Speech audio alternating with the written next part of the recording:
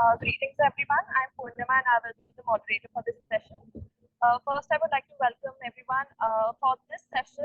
Our keynote lecturer is Professor Girishwar Misra.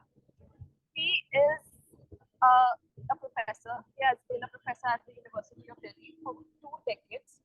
He has also served as the Vice Chancellor of Mahatma Gandhi Antarashtriya Hindi Vishwavidyalaya, Varda. His research is focused on social development, health, and cultural psychology. He has published articles on these topics, many in top-tier peer-reviewed journals such as American Psychologist, International Journal of Psychology, Psychology and Developing Societies. He has served as the president of NAOP, National Academy of Psychology, India, and edited journal Psychological Studies for 16 years. He was a Fulbright Senior Scholar at Swarthmore College and Michigan University. He's also a recipient of the prestigious Jawaharlal Nehru National Award by the Government of Madhya Pradesh, National Fellowship of Indian Council of Social Science Research, Fellowship of NAOP, India, Fulbright Nehru Fellowship, and SC Mitra Memorial Award by the Asiatic Society. His recent work includes psychosocial interventions of health and well-being and surveys and explorations in psychology.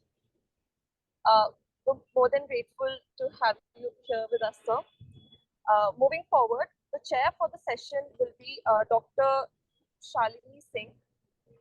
Dr. Shalini Singh is a professor at the Maharishi Dayanand University, Haryana. Her specialization is OB and personality. She has till now supervised 21 PhD students, of which 8 are in pipeline. She has association with police training academies, selection commissions, and HRD centers as resource person. She has 7 papers in Scopus, 80 others. Dr. Singh has also served as Director of Youth Skill Development and Women Studies. She also serves as NAAC member coordinator in various higher educational institutions. Dr. Singh is AC and EC member in different state universities. We're really happy to have you here, Dr. Shalini. If you can take the session forward. Good morning to everybody. Good morning to everybody. Am I audible? Yes, Professor Shalini, you are. Ma'am, first of all, a very, very warm good morning to all the dignitaries who are virtually connected on the dais. That's a matter of honor for me to be here with the virtual platform with the Professor Girishwar Misra. And honestly, sir, it is again an honor for me because earlier also I had been with you in some platform and I had so many. Dr. Shalini, we can't hear you. Ma'am, I'm trying my best to connect to, but Nitika, she's busy. She's audible to us. Just a minute. Okay, please go ahead. Ma'am, I'm audible? Please go. Yes, you are. Okay. Please go ahead. Earlier, sir, I had some inhibitions that when Professor Girishwar Misra is there on the virtual platform and being an epitome of psychology and an encyclopedia of Indian psychology, I had to take some guts, to be there. And but Kamlesh ma'am had given me an opportunity to be with you and chairing this session. Sir has taken a very pertinent issue that is on the navigating and growing in the digital era. No doubt in this cutthroat competition, we are more into the communication technologies. We have so many distractions in relation to the advancement of the communication technologies. We are wanted to take that media is somehow dominating in every field. So as such, our holistic wellness is somehow getting deteriorated. At the same time, we are having some loneliness also and resentment. And sir is going to deliberate upon the issues that how the mindfulness and how the psychologist intervention program can help us to come out of this distraction and to have a more overall holistic well-being in our life. Sir, may I again request you to kindly start your keynote speech? Thank you, Professor Shalini Singh. I'm very happy to learn that this association is trying to create academic and social dialogue in an area which is very pertinent to contemporary life. I congratulate Professor Kamlesh Singh and her team for taking this initiative. I understand that the complexity of contemporary life requires attention to the challenges which are coming up with increasing significance of technology in our life. We are living in a technology mediated world.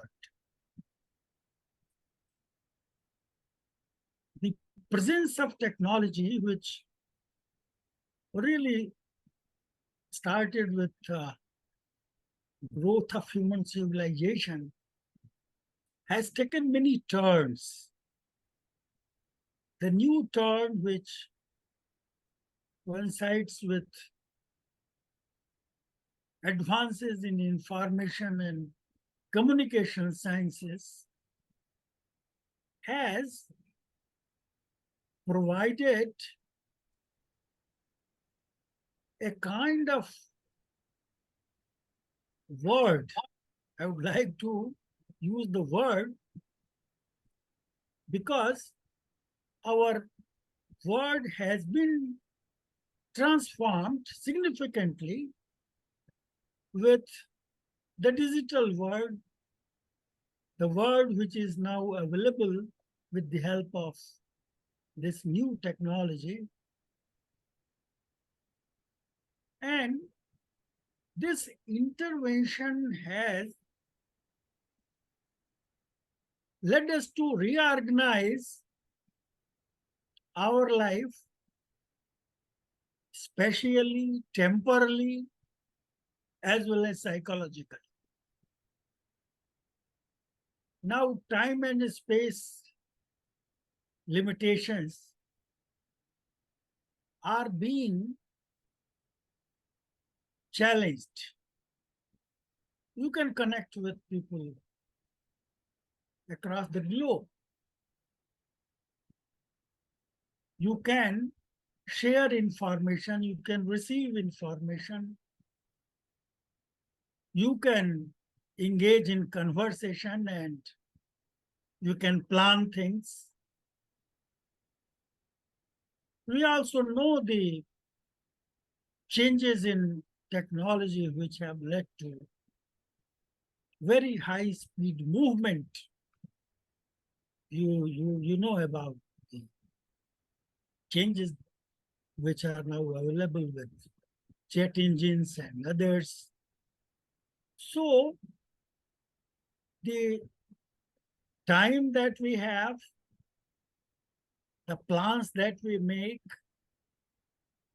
the engagements that we have are going to enjoy a different status, a different level of engagement. And this kind of revolution is asking to think about a new kind of psychology. Because this new technology is working in almost all areas. The way you think, the way you memorize, the way you store information, the way you use that information. I think all of us know about ChatGPT. So the mental functions are also being organized in a different way. The habits of mind are changing. What you have to remember and what you have to know from your mobile or from your computer, there is a distinction. I think this is the most important change that has taken place. Those who are Indians must have familiarity with the term called sutra. You have Brahma Sutra, you have Kama Sutra, you have Yoga Sutra, and there is a great Panini's Ashtadhyaya, which is again a sutra way of thinking about language. I'm drawing attention to this thing because sutra was, or the style which is called aphoristic style, that you state many things in few words, because you had to retain information in your own memory. There was no printing press. The knowledge was preserved with you. There was oral transmission from a guru to shishya, a teacher and disciple. And that moved from one generation to the other. And it's a long story, at least 5,000 years back.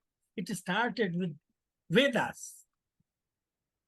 So what I'm saying is that how mental exercise, how attempt was made to retain things for longer time, retain in such a way that it can be transferred to another individual through oral communication.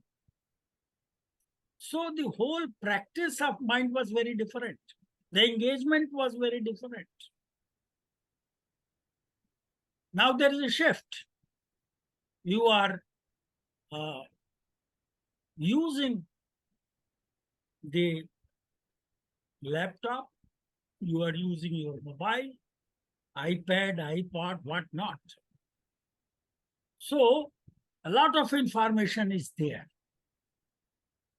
And this new technology has also interfered with many other things. Mr. Naveen Kumar was drawing our attention to media and various facets of life where media presence is going to change or already has started change.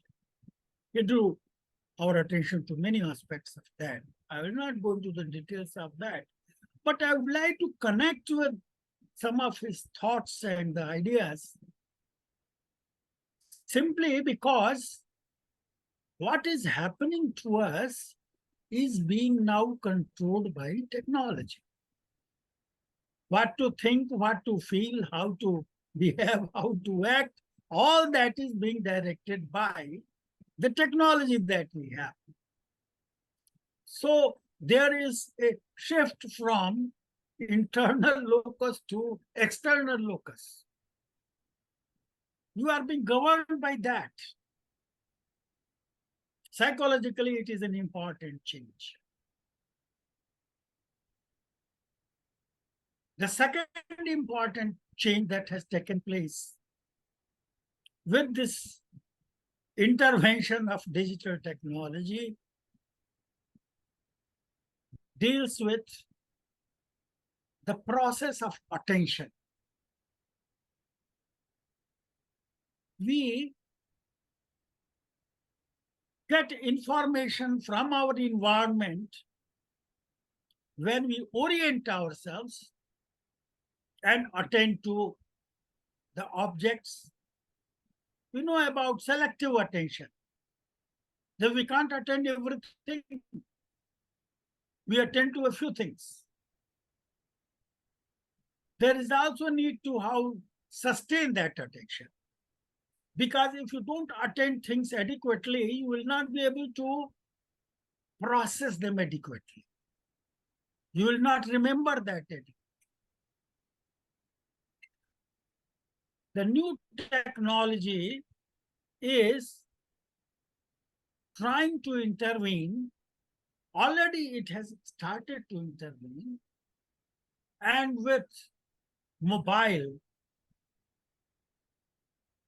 we are experiencing a challenge to cope with an ongoing series of events. See, the patience is missing, tolerance is missing. Now, everyone wants to know what is happening in the world. So, you have a need to visit your email, check your WhatsApp continuously. If you go to any place or in your home or anywhere, you will see that everybody is busy with mobile, attending to seek information, getting more and more information. One of the cognitive psychologists, I think his name he is Simon, he has mentioned very interesting thing, that information consumes our attention. So you want more and more information, and your attention is consumed by that process of acquiring information. There is another thing which is happening, that the attention span is diminishing, it is decreasing. There are some experimental studies which indicate that in around 2004, it was 2.4 minutes. Now it has come down to 47 seconds. Your attention is limited to that. So there is switching of attention from one thing to the other, from that to another. You can't attend for a long time. And that interferes with processing, with retention. So there is a pressure on the entire system of processing that you have. You are quickly attending to things and moving to something else, then something else, then something else. Continuous shifting of attention is taking place. You enjoy some kind of pleasure while shifting attention and attending to diverse things and diversity in experiences. And I think that is interfering with the academic processes, what is happening in our classrooms, what is happening in our families, what is happening in society. So navigating in this digital world has three important aspects. I would like to summarize the whole thing in these three aspects. One is self-awareness. Becoming aware of self, attending to ourselves, analyzing ourselves. And all this is becoming outer directed, directed by outer things, externally controlled. You are not attending to your inner world. You are not analyzing your own thoughts. You are not attending to your own strengths. You are not attending to your limitations. So your self-awareness is becoming more and more artificial. You are connecting it with the external world. If you analyze it, you will examine many problems that is coming. You can see how we engage with fashion, how we engage with our expressions, how we engage with our conversation with others. Our all activities, mental, verbal, behavioral, they are organized by this technology. You can see it in public places, family, in classrooms, in academic campuses. So the attention is being influenced, and that is shaping your own personal existence, your own understanding of your own self. The image that you create for yourself is not your own image. It is one which is supplied by this technology. Because you don't have time to understand yourself. The speed of information, flow of information is so fast, so quick that you can't stay for a moment with you. So self-awareness is becoming very low. It is interfering with that. And the second important change that is taking place is about the way we relate to others.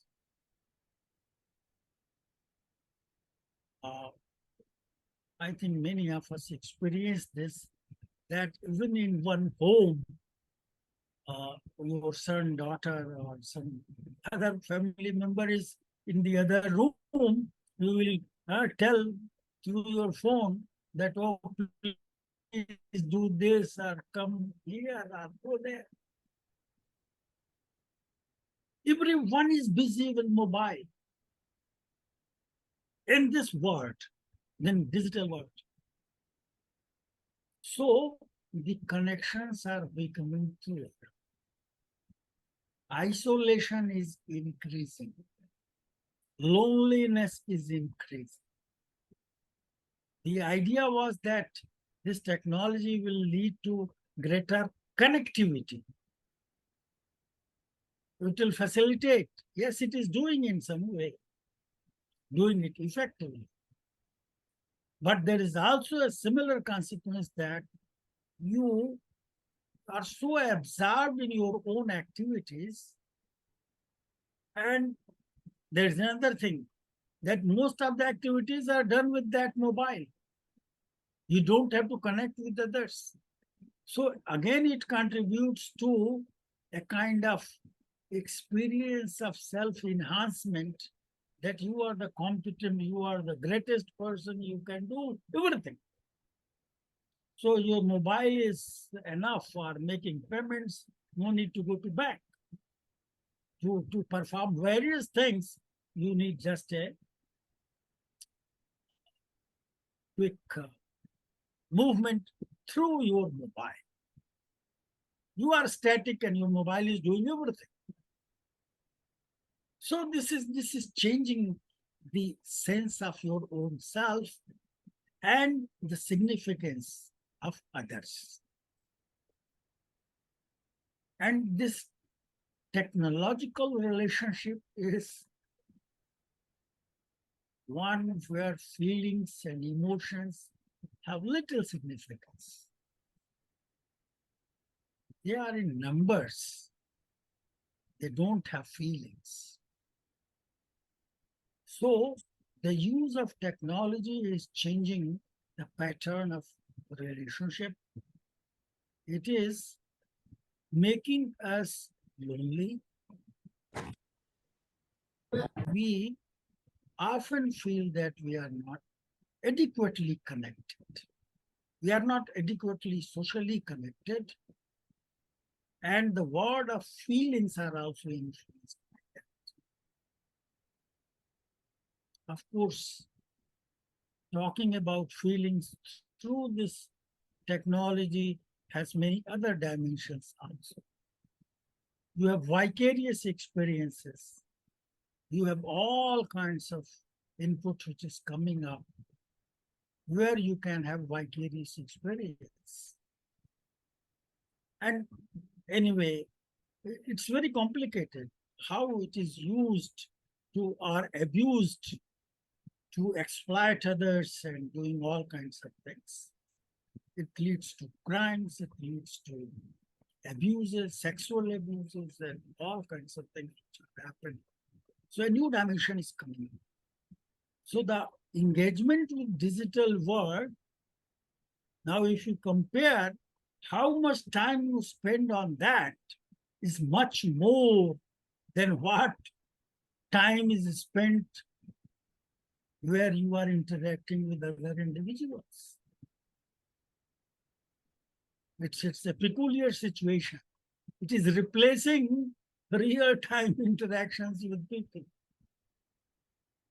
So you are interacting with your technology, through your technology, you are enjoying that.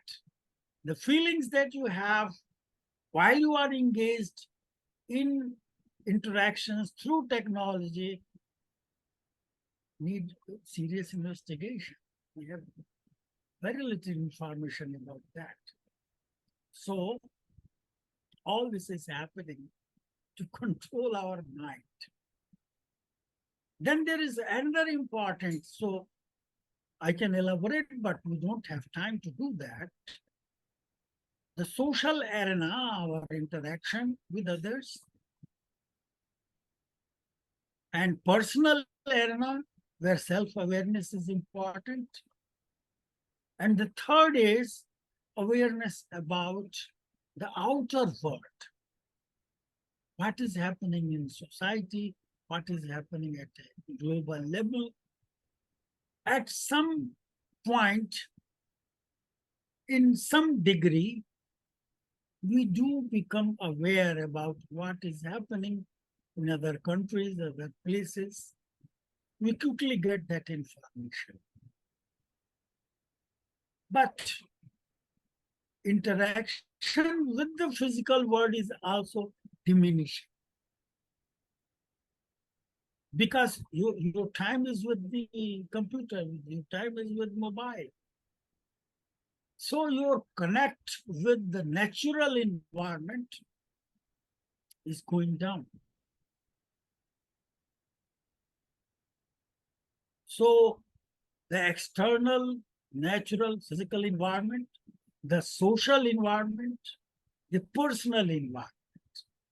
If you look at your ecology, you will see that at all levels, there is a significant departure from the traditional ways of connecting to yourself, connecting to society, connecting to environment. So the challenge of navigating through this digital world and growing in this environment is very critical for the survival of humanity, for the growth of humanity. I often consider that psychology is, and particularly positive psychology, is directed towards human potential. And when I use the word potential, I think about possibilities.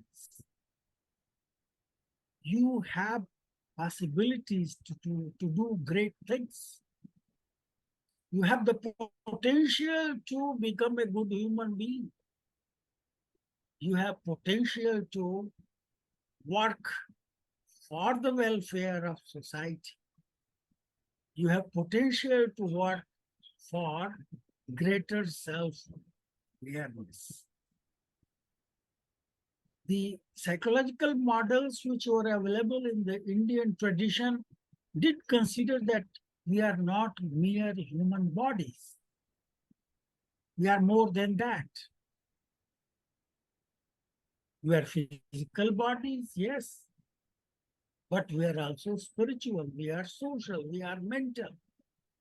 I'm simply referring to the 5 sheaths of our experience, our experiential reality, our existential reality, the Panchakoshas. So you have this physical body, and then you move to a higher level, then you move to another level. So this potentiality is present. We have many examples of people who were able to survive under very difficult situations.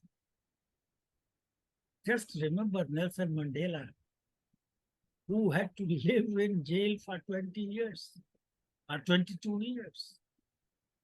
Gandhi, who lived in South Africa for 21 years, where he struggled. He did so many things. There are many such people.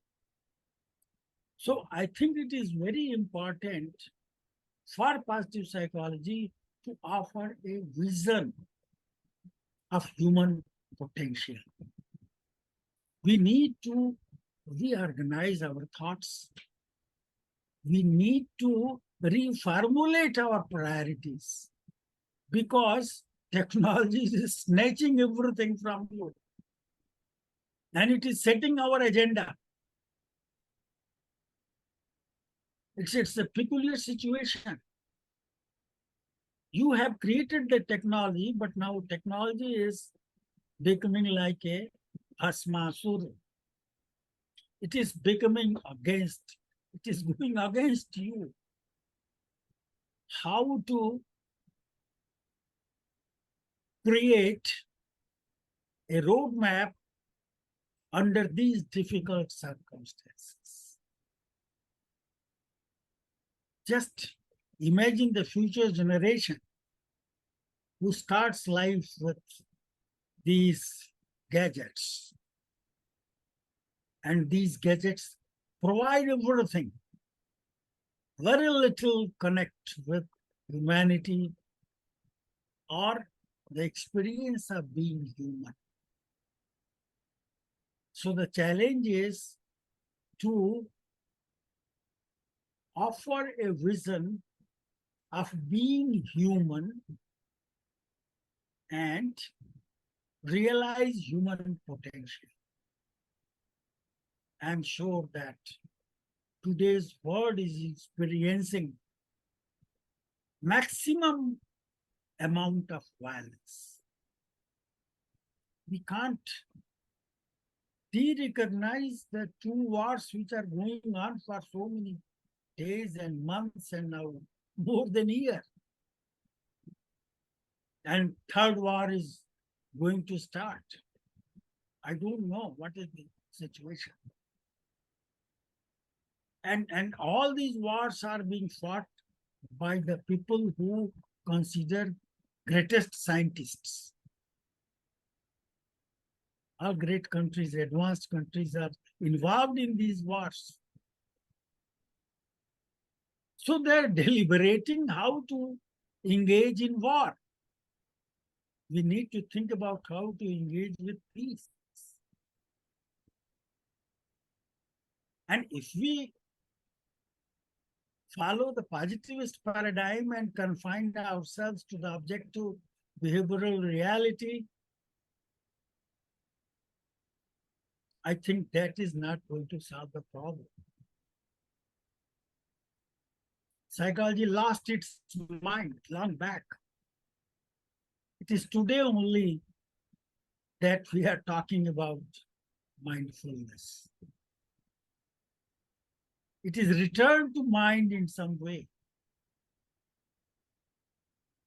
And mind as such is not an important issue within our mainstream psychology. We work with the functioning of mind. We work with perception, memory, and whatnot, all the functions. So if you use Yoga Sutra, these chitta vrittis are being looked at, not the chitta, not the mind, not the manas. See the contradiction and complexity. I'm just sharing some thoughts at this point. The Yoga Sutra, which is, I think, an Indian approach to psychology, considers that it is important to regulate the mental functions. And one implicit message which is available in almost all texts is that you have to remember that you are a witness. And whatever is happening in the material world, the outcomes that you find, the objects which are present, using the yoga terms, vishayas, whatever the things which are present in the environment, you connect with your mind, you connect through your sense organs. But the sequence which they present is that there is Atman, there is mind, there are sense organs, and then there are objects in the environment. They also bring a notion of intellect, buddhi.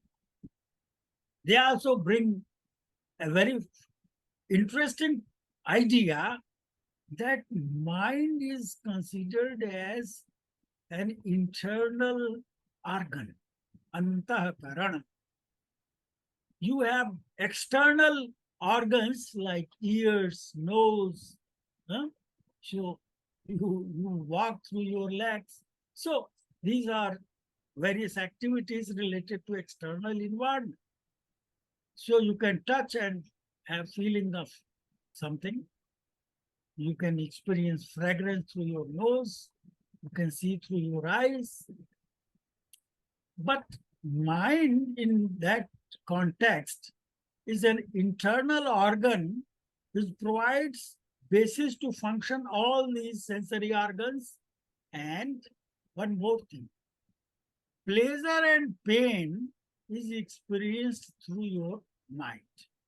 So antakarana is the source which are the instrument which helps to understand the internal functioning, the pleasure and pain, and also provides basis to connect with the world. So these sensory organs are supported by your mind. That is the thinking.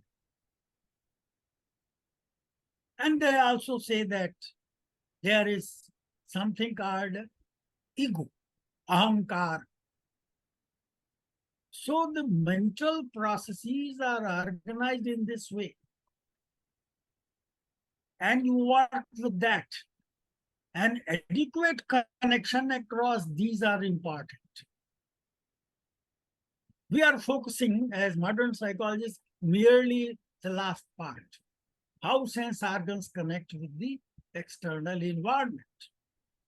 But remember, the great text of Bhagavad Gita tells that our sense organs are like horses. If they are not properly regulated, if they are not controlled adequately, they can lead to any place that may be dangerous, that may be problematic. That is happening. We are attending to everything, anything which is coming up. We are not regulating our chitta vrittis. Our attention is free.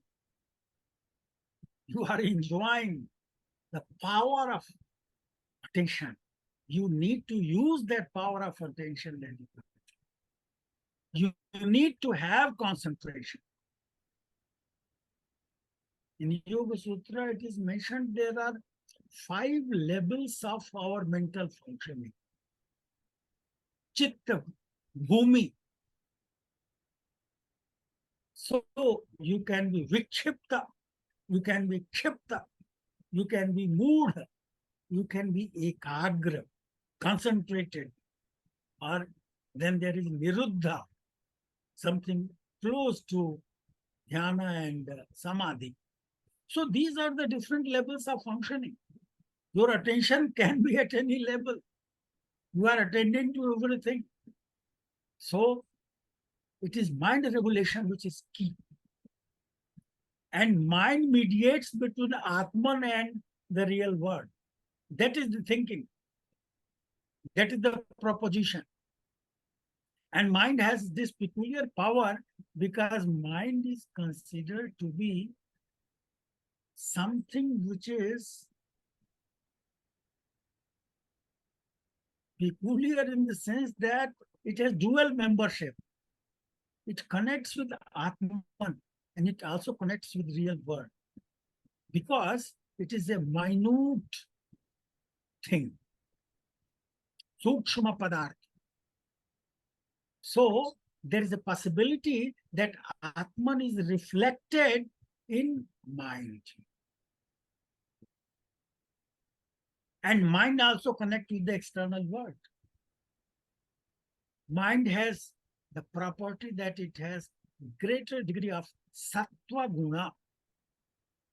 Sattva, rajas, tamas, these are the properties of material world, prakriti.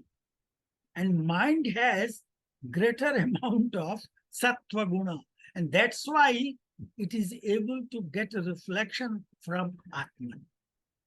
So how to harness, how to connect them adequately? Why this connection is needed? Why sensory organs are not enough? Because the meaning, the value, the dharma, the virtues, they should be the guiding principles. You have power to attend, but what to be attended to? You have power to act, but what action should be undertaken? I think it is an important question. You are not free to do anything because you have your legs, so you will go to any place. Who is that? Who is giving all this? Psychologists, we don't bother about it. We have interest, we have virtues, we have values, we have all sorts of separate things. But we have not created a holistic vision of human being. In psychology, we hardly talk about the total human being. We talk about all the functions. It's a real challenge that psychology has lost sight of the holistic view of humanity and human being. And I think it's very important to recognize this limitation. Positive psychology movement has made an effort to cross the boundaries. It talks about many facets where your conscious engagement is involved, where you look at the process of flow, how you are absorbed in some activity. It talks about how positive emotions, and that implies that you will have some force. After all, forgiveness or humility or emotions which involve some kind of cognitive judgment. What is good and what is bad? What to be done and what not to be done? How to act and how to withdraw from certain things. I think to a large extent, positive psychology has been advocating positivity, but I think that's half of the picture. You have negative things also. And why negative? I think there is a possibility, and I think it is very important what is negative and what is positive, to review the whole thing. At least there is an indication in Bhagavad Gita, a very important text, which is part of Mahabharata, which is considered to be a text which is summary and synthesis of all streams of Indian thought, that articulates a position which is called as steady wisdom, sthita pragya. Now, you experience pleasure and pain. You like pleasure, you want to avoid pain. You want only and only positive things. Professor But it is very clear that life has positive as well as negative things. You can wish to have a life only with positivity. The father of Gautam Buddha tried to do that. But at one point of time, Buddha had the experience of death, misery, disease. And we know the history that he left his home, his palace, and he left for a pilgrimage to have knowledge. And it is very important that their thoughts very clearly say that this world is full of pain and suffering. And the search for knowledge or attainment of knowledge is to get rid of these miseries, these negativities. Whether you go to Hinduism or Jainism or Buddhism, I will focus only on these three. Not focus, I will just mention these three.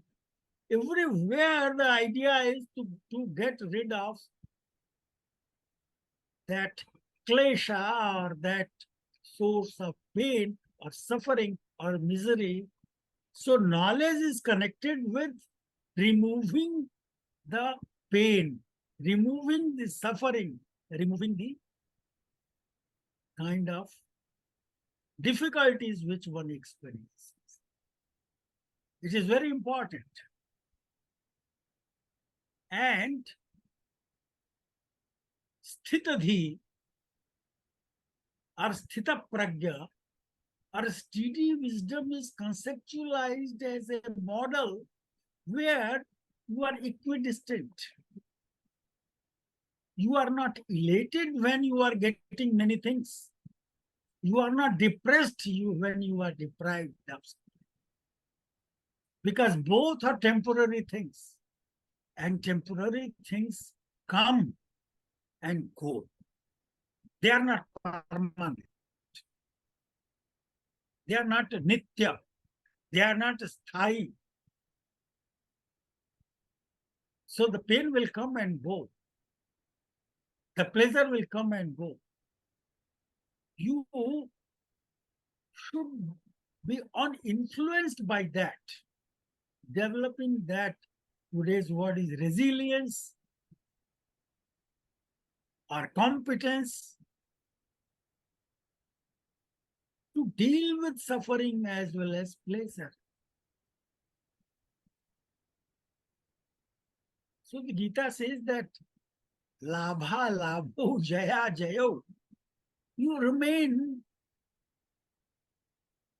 similar. It's very difficult. Seems impossible. But we do find adaptation. We do find in our life that people often come back after some time. They do engage in normal activities. They have pain, but they still do it. Life is like that. The total life includes both. That's why it is considered important to pursue dharma, artha, kama, and moksha. You need to have prosperity, you need to have sex, you need to have all the activities, motives, actions. But you also need certain degree of non-attachment. That is moksha. And all that has to be organized in such a way that you are not becoming a problem for others. That is dharma.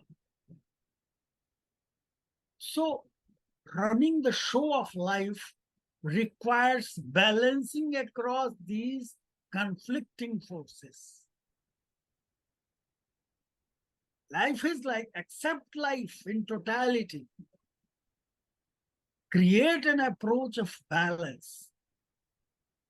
The most powerful concept which you find in Gita is samatva. So if you have that samatva, if you have that equanimity, which is a process which requires regulation of your mind, then it is possible to live a life where you enjoy well-being and others also enjoy well-being. I think this notion of holistic well-being is very important. It's not well-being of one individual. It's wrong notion. The personal well-being is not enough. Sarve bhavantu sukhina, sarve santu niramaya. This statement that everybody should be happy. That should be the goal. If everybody is happy, you are also happy. You are part of that whole. So this holism is very crucial. The individual-centric view is not enough. Psychology tries to consider individual. That individual is the reality. I think we need to re-examine this over-concern with individuality. Your existence is possible not because of you, it is because of others. Indians recognize this interdependence long back. They had an idea of indebtedness, rina, that you have some kind of debt. You are indebted to your teachers, guru. You are indebted to beings, bhuta, prani, including animals, trees, water bodies. You are born with all these debts. You are indebted to them. That simply tells that it is the interdependence of all these which is crucial for life. It is not the individual-centric view which is going to provide solution to the problems. Because that will again lead to competition. That will again lead to violence, loss of life, and destruction. That is our experience. So we need a positive psychology, which is holistic, which attends to things which are happening in our environment, in our ecology. If we don't bother about that, life will not be possible. Our life is possible because of air. We depend on that. We learned that during COVID pandemic. So this interdependence is so crucial, so critical, but we forget about it because at individual level, we do something. We bring a air purifier in our home and we try to get good air, fine. We forget about the air quality of environment. That's the situation. I think over-concern with individuality has created a psychology which is lopsided. And positive psychology, I'm sorry, that also attends to the individual well-being. We need a positive psychology which talks about well-being in holistic sense, which also recognizes the role of negative events in our life, which tries to help us to develop a notion of complete person. A person who has ability to regulate his own mind. That is the real meaning of swastha. That is the meaning of healthy person. And healthy person requires happiness. Only happy will remain healthy. That is the learning from Ayurveda, the science of medicine from India. So a holistic vision is needed. I think I have completed the time allocated to me. I will leave a few minutes for the discussion. I will be happy to respond to queries, comments, observations by colleagues. Thank you very much.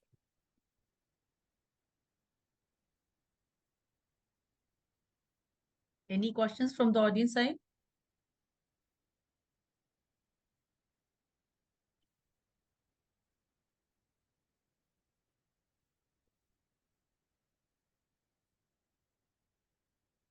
So your words of wisdom carry a lot of meaning for all of us. The entire lecture was so engrossing that in case if we would have more time, it would have been our honor and fortune in case if we would have got it.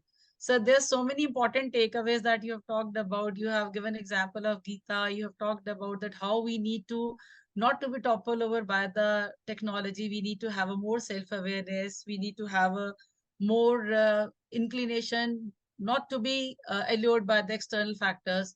How we need to regulate our Atman, how the mind is very important. There are so many important points that we have, grasped from what you stated. Sir, एक आपका बहुत important Professor, point था. I think we have a question Please. Please, I'm from asking. Naman Jain. So it's a very interesting question indeed. So he's asking, by focusing on war rather than peace and hatred rather than love, are we as a society manifesting more war and hatred? As it is said, where focus goes, energy flows. Very interesting observation and requires very elaborate analysis of the components which are being referred to. Let me mention that one of the thinkers, Sri Aravinda, tells that we are embodied consciousness. We are expressions of divinity. We don't understand it. We need to make effort to express through ourselves, our acts, God. If you want to use the word, or higher consciousness, or the sense of being, or Atman, there are many alternatives. But I think it is important to overcome the preoccupation with a material egoistic notion of individual that limits the growth of an individual. Actually, that kind of growth is always problematic. I will stop here. Thank you very much. Professor, we do have a couple of questions. If it's fine, can we go for one more? Yes. Sure, sir. So someone by the name of HP is asking, he was really intrigued by the concept of Antahakaran as the cinema. Antahakaran. Antahakaran. Antahakaran. Okay. As the synonym of mind. He's asking, is it separate from the brain or consciousness? Let me make it clear that when you talk about something which comes under the inner world, you have so many options because that depends on the subjectivities, right? So the God, consciousness, Atman, these are various expressions. And I think, translating one and using the other in the place of the other will create many complications. I don't want to make any assertion. I simply want to say that our external expressions have some relationship with a structure, a hypothetical structure, you may call it, called mind. In psychology, we don't have place for mind. Do you have? No. Brain is not mind. The functioning of brain is considered as mind. But I don't have time, but if you go to the recent neuropsychological, neuroscientific studies, particularly the work of Damasio or Barrett, I am referring to these two authors who are in the forefront of neuroscience. They are saying that there is some subcortical level of representation which talks to what is happening at the level of cortex. And they are also talking about the information which comes from inside, interoception. You know, we use the word antakaran, but they are using this. There are books and the internal sensations or sensory experience, interoception, how you take that and how you build on that. So it's a very complicated process. At least neuropsychology is now moving towards such analysis and connecting. I mean, they are trying to understand self and consciousness in new ways. It is not easy to summarize that here right now. But I think there is a possibility of some kind of dialogue. And the idea of antakaran as a potential candidate which provides input for your experience of well-being, for your sukha and dukkha, for pleasure and pain, and also providing important basis for the functioning of sensory organs. That is the model, the Indian model, if you want to call it, antahakaran. So I will stop here. Thank you very much. Sir, I have one small observation with your Please. kind permission.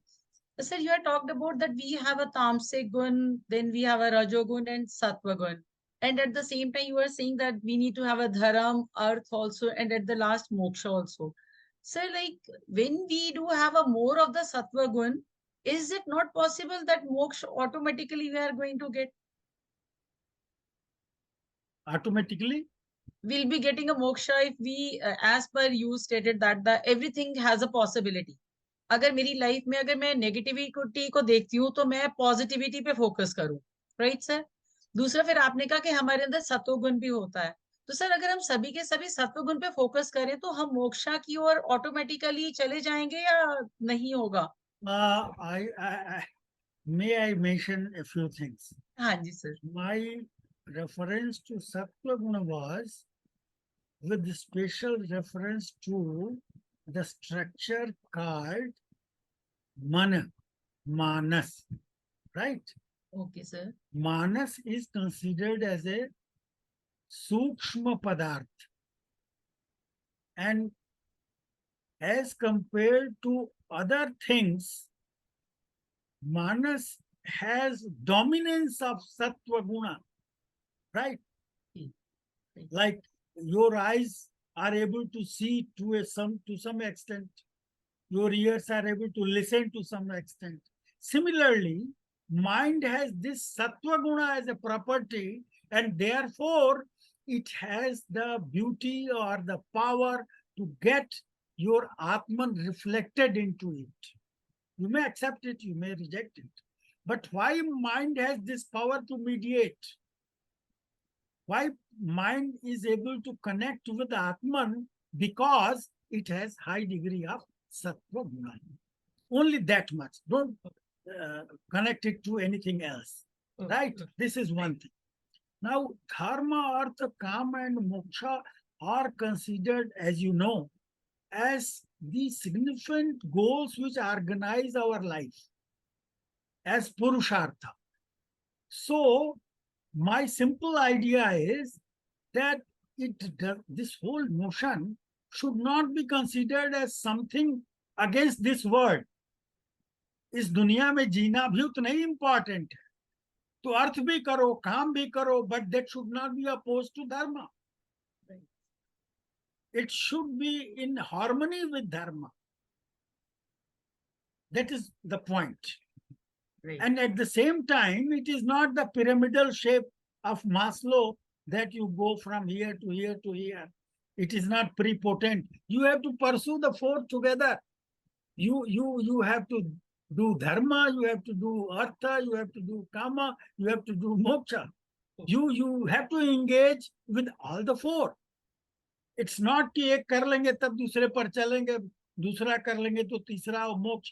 Moksha is not something to be realized after death. Moksha is one which is realized in your life. The degree to which you are non-attached, you have experience of moksha. Thank you, sir. Thank you. Purnima, over to you. Thank you, Professor Girishwar Misra. You have adeptly steered us through the complexities of navigating the digital era and how to navigate and how to thrive through a nuanced understanding of Indian psychology, from Trigonas to Sri Aurobindo, whose teachings I also adherently try to follow. Thank you so much, Professor Shalini, for chairing this session. It's a blessing to have you both here. Thank you so much. Thank you very much. Namaste. Thank you, sir. I would like to inform the audience that the next keynote session will begin at 2:30 p.m. after the panel sessions. Thank you, Purnima. Thank you very much, sir. Thank you. Thank you.